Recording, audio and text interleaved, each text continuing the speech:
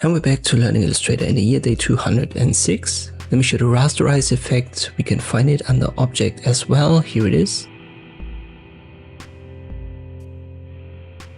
But the same function or the same menu can be accessed here under Effect, Rasterize, and it simply rasterizes your vector designs. So Illustrator creates vectors by default.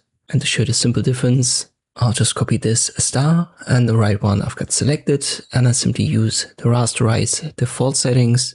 And when we zoom in, you can see these diagonal lines. They now have these jagged edges, and that's because the rasterization turns the vector into a pixel element. So it's just like in Photoshop where you have pixel elements by default. And sometimes that's actually needed. For example, for certain effects, let me just add a Gaussian blur. Differences are somewhat minimal. But the more complex your designs become, the more it can play a role if it's a vector or a rasterized element.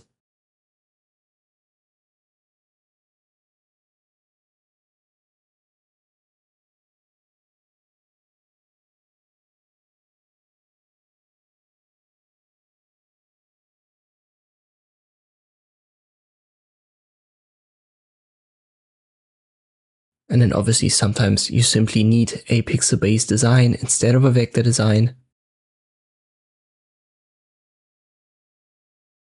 Let's quickly talk about what we've got here as options. The color mode, RGB is then red, green, blue. So that's typically what you need for screens, web, video. Grayscale makes it black and white. And you know what, let me create a new element.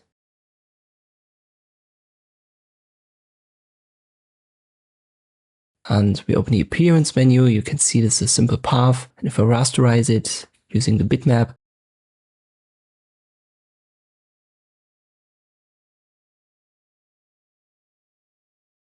right here we can see the rasterize effect. So this would be the bitmap result. As I've said, we also have RGB. This doesn't change the color.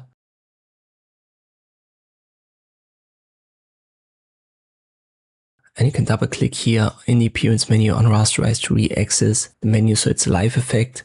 You can readjust it. Grayscale makes it black and white. Bitmap I've already shown you here. Resolution might be the most important setting. In simple terms, the higher the resolution, the better the quality will be. And you can see that with the pixels. If I go to 300 instead of 72, these pixels, these jagged edges, they become smaller. And that's simply the resolution. You could also call it the quality.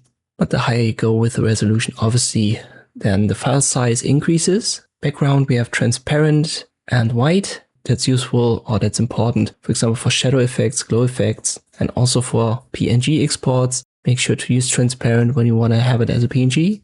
But when you don't want to have transparency at all, make sure to stick to white. Anti-aliasing, this smooths these jagged edges. You can also create a clipping mask around the rasterized image. This can trim away transparent areas, and somewhat connected is the add around object value. As I've said, the clipping mask, it kind of trims the result, and you can add more pixels or a bigger size around that object if you need that right here.